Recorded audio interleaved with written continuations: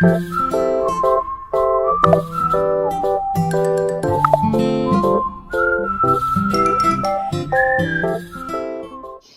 datang di video analisis laporan keuangan kelompok 20 akuntansi D 2019 Universitas Negeri Semarang.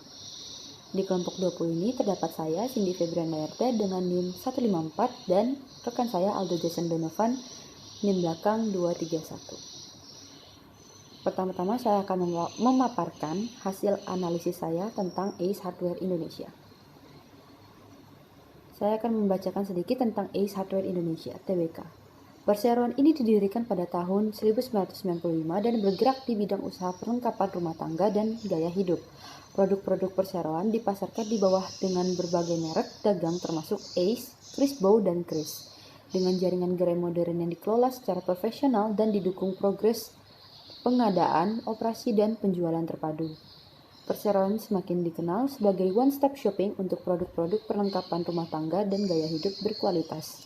Sistem pengelolaan usaha terintegrasi mampu menciptakan nilai tambah produk yang bersifat value for money sehingga menjadikan perseroan sebagai the helpful place bagi pelanggan maupun pemangku kepentingan lainnya. Saat ini perseroan telah terdaftar sebagai emiten di Bursa Efek Indonesia sejak 6 November 2007 dengan kode bursa ACES. Perseroan melakukan penawaran saham sebesar 30% kepada publik dan kini saham free float perseroan telah mencapai jumlah 40%.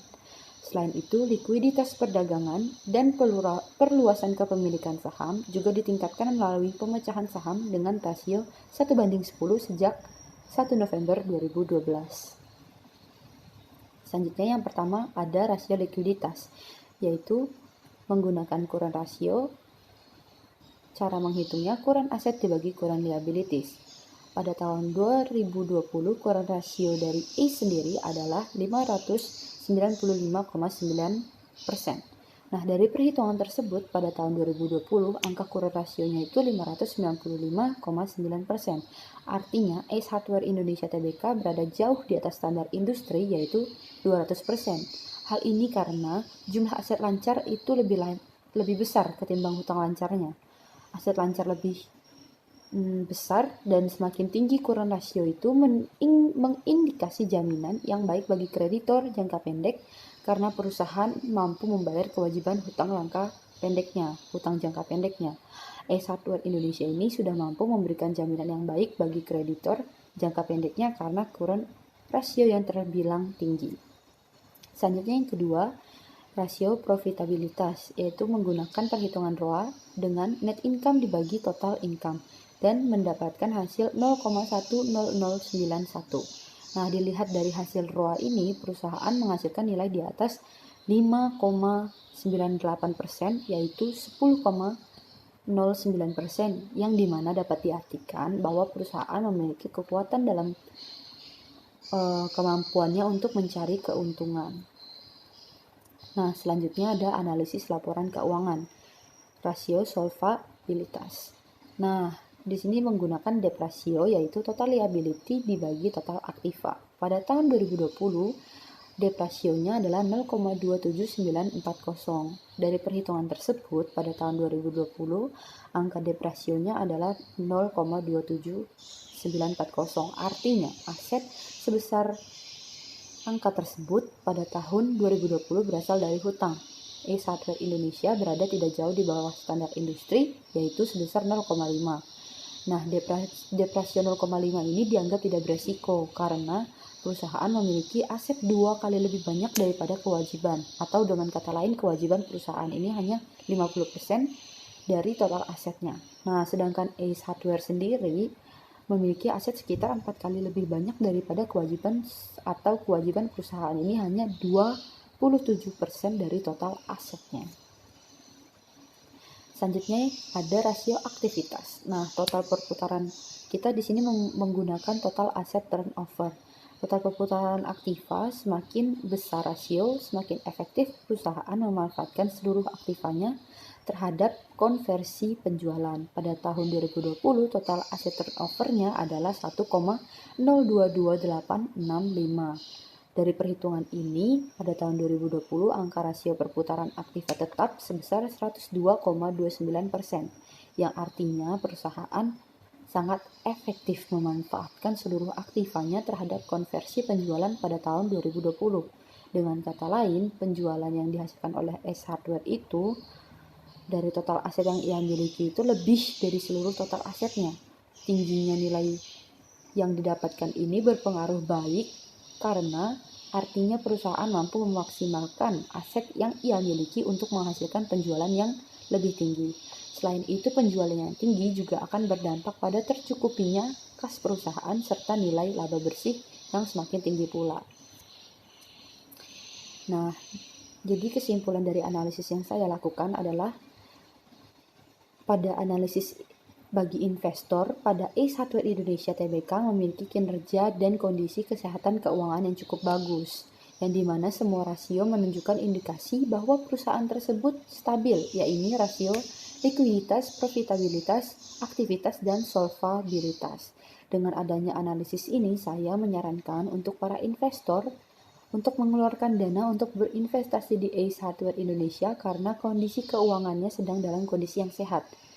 Dengan kondisi yang sehat ini membuat perusahaan untuk memperoleh profit tahun berikutnya. Sekian dari saya, selanjutnya akan dilanjutkan oleh rekan saya. Terima kasih.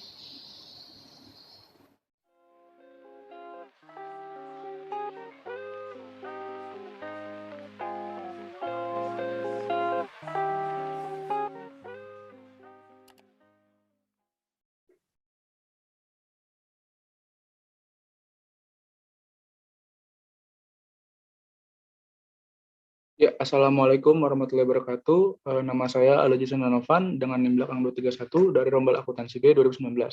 Di sini saya akan memaparkan hasil analisis saya tentang PT Indosemen Tunggal Prakarsa Tbk.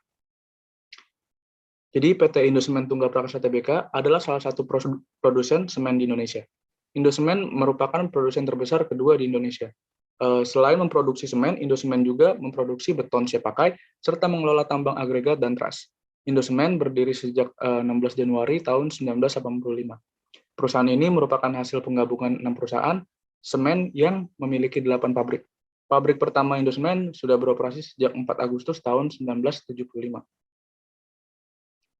Di sini kita mencari rasio likuiditas analisis laporan keuangan. Untuk mendapatkan current rasio, di sini kita membagi current aset dengan current liabilitas. Di tahun 2020, PT Indosemen Tunggal Prakarsa memiliki current aset yaitu 12 triliun 299 miliar 306 juta. Lalu dibagi dengan current liabilitasnya 4 triliun 215 miliar 956 juta. Lalu dikalikan dengan 100% dan menghasilkan 291,7%. Dari perhitungan tersebut, pada tahun 2020, angka current rasionya 291,7%, artinya PT Indosemen Tunggal Prakarsa (Tbk) berada jauh di atas standar industri, yaitu sebesar 200%. Hal ini terjadi karena jumlah aset lancar lebih besar ketimbang hutang lancarnya. Semakin tinggi current rasio mengindikasi jaminan yang baik bagi kreditor jangka pendek karena perusahaan mampu membayar kewajiban hutang jangka pendeknya. PT Indosemen Tunggal Prakarsa Tbk sudah mampu memberikan jaminan yang baik bagi kreditor jangka pendeknya karena angka current rasio yang terbilang tinggi. Lalu di sini kita masuk di rasio profitabilitas, kita mencari return on asset. Itu kita mencarinya dengan membagi laba bersih dengan total aktiva. Di sini laba bersih yang dimiliki oleh PT Indosemen Tunggal Prakarsa Tbk pada tahun 2020 adalah 1 triliun 806 miliar 330 juta. Lalu dibagi dengan total aktivanya yaitu 27 triliun 344 miliar 672 juta yang menghasilkan return on asetnya 0,06605. Dilihat dari hasil ROA perusahaan menghasilkan nilai di atas 5,98%, yaitu 6,60%, yang dimana dapat diartikan perusahaan memiliki kekuatan dalam kemampuannya untuk mencari keuntungan. Lalu di sini rasio solvabilitas. Untuk mencari debt ratio, itu kita membagi total utang dengan total aktiva. Di tahun 2020, PT Indosemen Tunggal Prakarsa Tbk memiliki total utang yaitu 5.168.424 juta. Lalu dibagi dengan total aktivanya 27.344.672 juta. Lalu dikalikan dengan 100%, yang menghasilkan 0,18901. Dari perhitungan tersebut, pada tahun 2020, angka debt ratio-nya 18,90%, artinya aset sebesar 18,90% tahun 2020 berasal dari hutang. PT Indosemen Tunggal Prakarsa Tbk berada jauh di bawah standar industri, yaitu sebesar 35%. Hal ini terjadi karena jumlah hutang dan jumlah aset yang dimiliki berselisih cukup banyak. Lalu kita masuk di rasio aktivitas total perputaran aktiva. Semakin besar rasio, semakin efektif perusahaan memanfaatkan seluruh aktivanya terhadap konversi penjualan. Dan di sini kita mencari aset turnover. Itu untuk mendapatkan total aset turnover, kita membagi dari penjualan dengan total aktiva. Penjualan yang dimiliki oleh PT Indosemen Tunggal Prakarsa Tbk pada tahun 2020 itu mencapai 14.184.322 juta.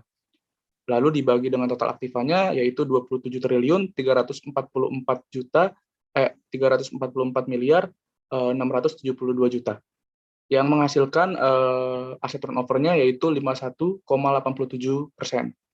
Dari perhitungan tersebut, pada tahun 2020, angka rasio perputaran aktiva tetap sebesar 51,87%, yang artinya perusahaan sangat efektif memanfaatkan seluruh aktivanya terhadap konversi penjualan pada tahun 2020. Dengan kata lain, penjualan yang dihasilkan oleh PT Indosemen Tunggal Prakarsa Tbk dari total aset yang ia miliki adalah lebih dari seluruh total asetnya. Tingginya nilai yang didapatkan ini berpengaruh baik karena itu artinya perusahaan mampu memaksimalkan aset yang ia miliki untuk menghasilkan penjualan yang lebih tinggi. Selain itu, penjualan yang tinggi juga akan berdampak pada tercukupinya kas perusahaan serta nilai laba bersih yang semakin tinggi pula. Jadi kesimpulannya adalah berdasarkan analisis dan pembahasan yang telah diuraikan sebelumnya, maka dapat disimpulkan sebagai berikut. Pada analisis bagi investor pada PT Indosemen Tunggal Prakarsa Tbk memiliki kinerja dan kondisi kesehatan keuangan yang cukup bagus, yang dimana semua rasio menunjukkan indikasi bahwa perusahaan tersebut stabil, yakni rasio likuiditas, profitabilitas, rasio aktivitas, dan rasio solvabilitas tentunya. Dengan adanya analisis ini, saya menyarankan untuk para investor untuk mengeluarkan dana untuk berinvestasi di PT Indosemen Tunggal Prakarsa Tbk, karena kondisi keuangannya sedang dalam kondisi yang sehat. Dengan kondisi yang sehat ini membuat perusahaan untuk memperoleh profit tahun berikutnya. Ya, sekian dari saya. Mohon maaf apabila ada kesalahan dari analisis saya, serta kata-kata saya apabila ada kesalahan juga, mohon dimaafkan. Sekian dari saya. Terima kasih atas waktunya. Wassalamualaikum warahmatullahi wabarakatuh. Terima kasih teman-teman.